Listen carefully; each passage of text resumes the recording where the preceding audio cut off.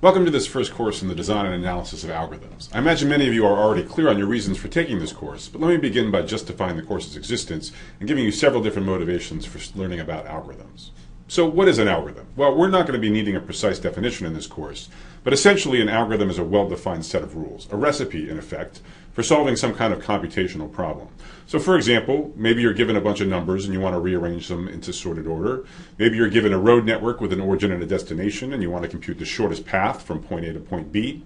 Maybe you're given a bunch of tasks with deadlines and you want to know whether or not it's feasible to accomplish all of those tasks by their respective deadlines.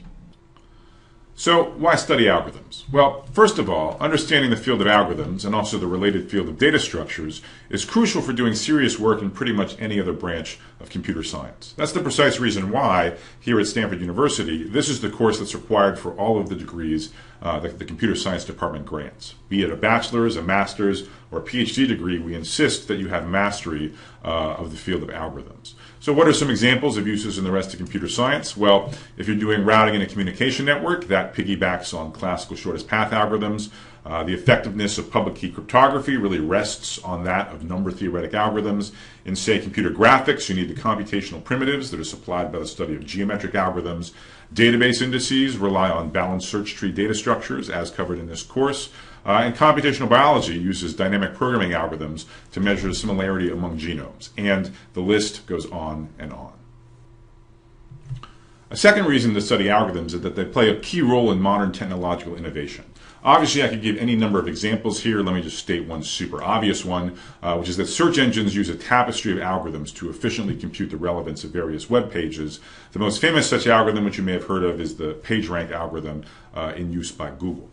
Indeed, in a December 2010 report to the United States White House, the President's Council of Advisors on Science and Technology argued that, in many areas, performance gains due to improvements in algorithms have vastly exceeded even the dramatic performance gains due to increased processor speed, as you'd be familiar with in the form of Moore's Law. Third, although this is getting significantly outside the scope of this course, algorithms are increasingly being used to provide a novel lens on processes outside of computer science and technology. For example, the study of quantum computation has provided a new and computational viewpoint on quantum mechanics. Price fluctuations in economic markets can be fruitfully viewed as an algorithmic process, and even evolution can be usefully thought of as a surprisingly effective search algorithm. The last two reasons I'm going to give you might sound a little flippant, but I think there's more than a grain of truth to both of them. Now, I don't know about you, but back when I was a student, my favorite classes were always challenging classes, but after I struggled through them, I somehow felt like I had a few more IQ points than when I started. So I hope this course provides a similar experience for many of you, that on the one hand, it's a bit of a struggle, you find the concepts challenging, but perhaps you feel just a tinge smarter after we're done. Finally, I hope that by the end of the course, a constant fraction of you will agree with me that designing and analyzing algorithms, it's simply fun. It's an endeavor that requires a rare blend of creativity and precision, and it can certainly be frustrating at times, but even more than that, it is addictive. So let's now descend from these lofty generalities and get much more concrete. And also, let's remember that we've all been learning and using algorithms since we were little kids. So once upon a time, in roughly third grade or so, you learned how to multiply two numbers. Now, you probably weren't thinking in these terms at the time, but multiplying two numbers is certainly a well-defined computational problem, and that procedure you learned back in third grade or so is indeed an algorithm. So let's just make that a little bit more precise. In this computational problem, we're given as input two numbers, let's say with n digits. And to make things interesting, why don't you think about n as being really quite large, say in the thousands. Maybe we're implementing an algorithm that's going to be used in a cryptography application where you need to keep track of really quite large numbers. So if we call the two input numbers x and y, the problem is simply to compute their product, x times y. So a quick digression. I'll certainly be the first to admit that my handwriting is not the greatest. I got a C in penmanship back in elementary school, and I think the teacher was being a little generous. But it's an acquired taste, but trust me, you will get used to it. Okay, back to integer multiplication. Now, when we talk about procedures for multiplying two numbers, we're going to be interested in counting how many steps are required in order to execute the multiplication. So how do we count a step? We'll talk more about this later, but for multiplying two numbers, let's just call a step the addition or multiplication of two single-digit numbers. So let's review the integer multiplication algorithm that we learned back in grade school just by working through a concrete example. Specifically, let's think of n equal 4, so let's look at two 4-digit numbers. Let's say 5, 6, 7, 8, and 1, 2, 3, 4. Now, as you'll recall, the procedure we learned way back when was just to take each digit of the bottom number and multiply it by each of the top numbers, and then to take each of those n partial products and add them up. So for example, you start with the 4, you multiply it by 8, you get 32, carry the 3, 4 times 7 is 28, add the 3, you get 1, carry the 3, and so on. So that gives you this first partial product, 22, 7, 12. Then you do a shift, so you effectively put a 0 in this final digit, and you repeat that procedure using the next digit, the 3. So again, 3 times 8 is 4, carry the 2, and so on. And you compute the final two partial products using the 2 and the 1. And having computed all of the partial products, you just add them up to get the final product. Now the question I'm interested in is how much work, how many primitive operations did we do to multiply these two numbers, and more generally, how many does it require to multiply two n-digit numbers as a function of n? Well, just to get sort of a ballpark viewpoint for what's going on, we started with two n-digit numbers, and at the end of the day, we basically filled out a grid of size roughly n by n, give or take a little bit. So just in ballpark terms, it seems that multiplying two n-digit numbers required essentially a quadratic number of operations, a small number of operations to fill in each entry in this grid. The grid is n by n, roughly, so that's roughly n squared operations. In a little more detail, we could look at each of the partial products separately. So to compute, say, this first partial product, what did we do? We took the 4, we multiplied it by each of the n digits on top. We also did some carries, so that affects things a little bit.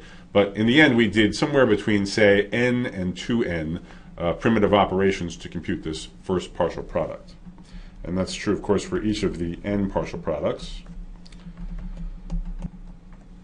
So that's roughly n operations for each of the n partial products. So that's roughly n squared operations to compute all of the partial products. Then we have to add it all up at the end, but that takes just an extra number of constant times n primitive operations to do all of those additions. So summarizing, overall, the number of primitive operations required to multiply two n-digit numbers using this procedure grows quadratically with the length n. So for example, if you double the length of two numbers, you expect to do roughly 4 times as many primitive operations if you use this iterative algorithm for multiplying two numbers. Now, depending on what type of third grader you were, you might well have accepted this procedure as being the unique, or at least the optimal way of multiplying two n-digit numbers together. And if you want to be an expert algorithm designer, that kind of obedient attitude is something you're going to have to learn to discard. Here's a favorite quote of mine. It's from a quite early textbook in the field, The Design and Analysis of Computer Algorithms by A.O. Hopcroft and Ullman. And after highlighting a number of algorithmic design techniques, they conclude by saying, perhaps the most important principle for the good algorithm designer is to refuse to be content. So that's a beautifully accurate quote. I might rephrase it more succinctly by just saying, if you want to be a good algorithm designer, you should adopt the following mantra. You should always be asking, can we do better?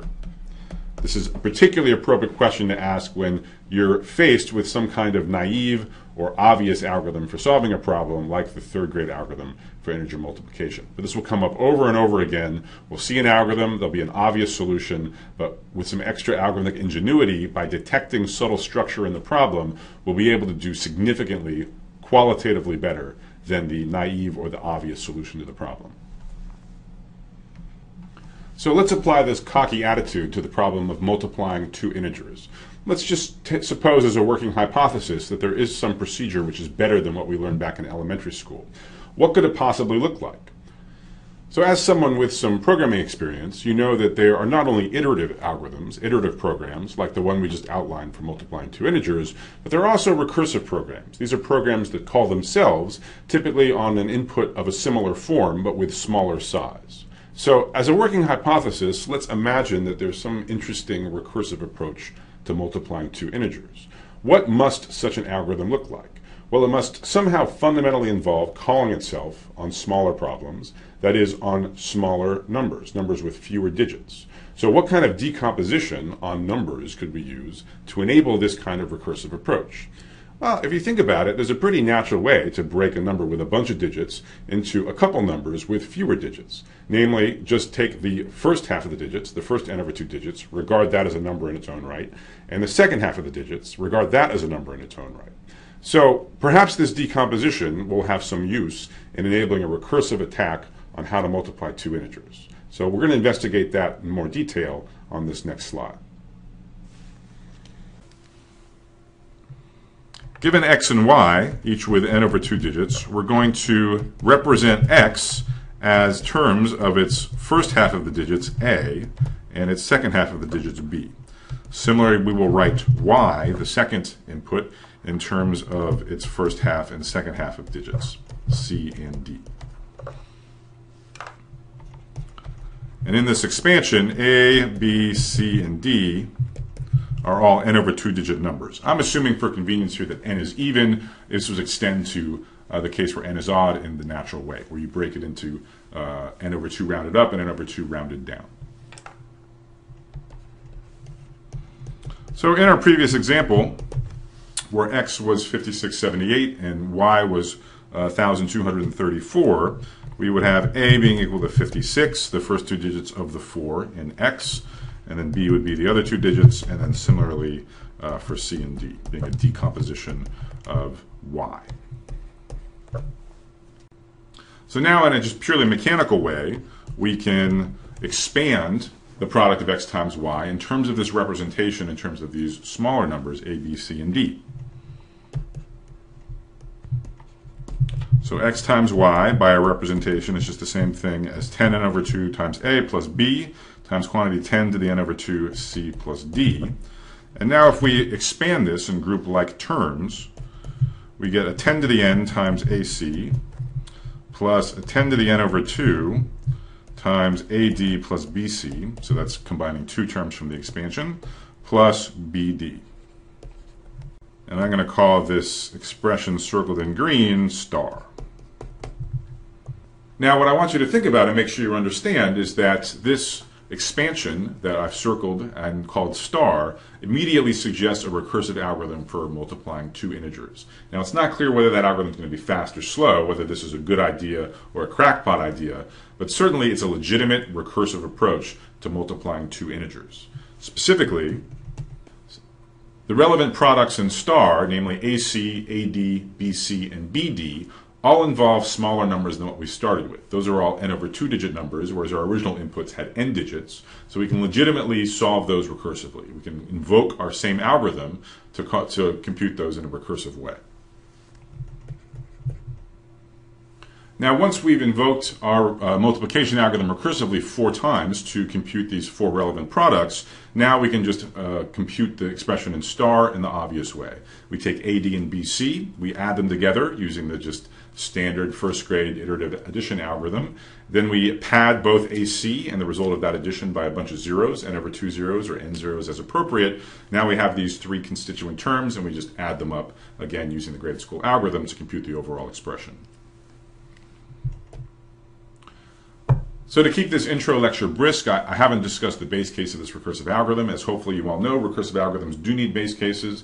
At some point the recursion has got to stop, otherwise your algorithm is never going to terminate. So in multiplication, all you do is if you were passed as input 2 single digit numbers, you'd multiply them in one primitive operation and return the result. If the numbers have 2 or more digits, you would recurse in the way we've described here. If there's 1 digit, you just compute them and you're done. So who knows whether this recursive algorithm is a good idea or not? It's totally not obvious. You should not even necessarily have any intuition about how this compares to the iterative algorithm you learned back in elementary school. So in lieu of answering that question, although we will answer it several lectures hence, I want to show you a second, still more clever recursive algorithm for integer multiplication. So this goes by the name of Karatsuba multiplication after the founder, although really sort of the key point is a trick pointed out by the mathematician Gauss in the early 19th century.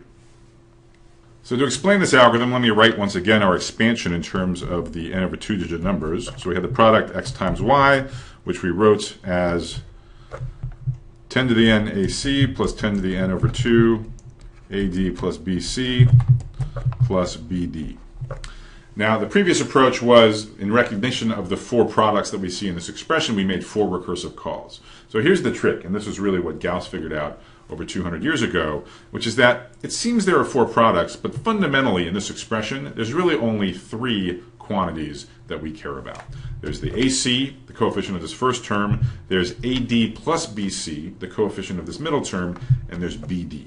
So we care about AD and BC as quantities individually only in as much as we care about their sum. We really don't care about them individually. So that motivates the question, perhaps we can somehow uncover these three different quantities using only three recursive calls rather than four. And in fact, we can, and that's Karatsuba multiplication. So to be more specific, our first two recursive calls are shared with the previous recursive algorithm. We go ahead and compute AC and BD recursively. The third step is the clever one, where we recursively compute the product of quantity A plus B with C plus D. Now, expanding, what are we going to get when we recursively compute this product? We're going to get AC plus BD plus AD plus BC. And here is Gauss's trick, or observation, which is that the result of the third recursive call minus each of the first two, what happens? Well, the AC is going to cancel the AC, the BD is going to cancel the BD, and we will be left with AD plus BC, which is exactly that middle coefficient that we cared about. So we can indeed compute the sum of AD and BC without separately computing each of them, and that's exactly what we wanted. So what is this bias? This gives us a second recursive algorithm for multiplying two integers that makes use of fewer recursive calls, only three recursive calls rather than four. And as before, there's a little bit of work to do beyond the recursive calls, but not much. You just have to do some padding by zeros and adding up the results. So there's 2 points I want you to appreciate about all these integer multiplication algorithms. The first point is that the algorithm design space is incredibly rich, much richer than you might have initially had intuition for. Multiplying two integers, what else could you do other than the elementary school algorithm? Well, what have we seen? You can do a lot of other things. In particular, the second recursive algorithm looks nothing like what we learned back in grade school. And we'll see this over and over again, that with sufficient ingenuity, sufficient cleverness, you can solve problems in ways much differently and sometimes much better than using the naive, straightforward algorithm. The second takeaway point from this discussion of integer multiplication algorithms is that sometimes you have interesting algorithmic ideas for which it's totally not obvious what kinds of properties or what kind of performance guarantees those algorithms enjoy. So in particular, confronted with these three different integer multiplication algorithms, how could we not wonder which of the three is the best? Which of these requires the fewest number of primitive operations to multiply two integers? In particular, does one of these novel recursive approaches do better than the algorithm we learned back in elementary school? The answer to that question is totally non-obvious, and it requires non-trivial mathematical analysis to answer.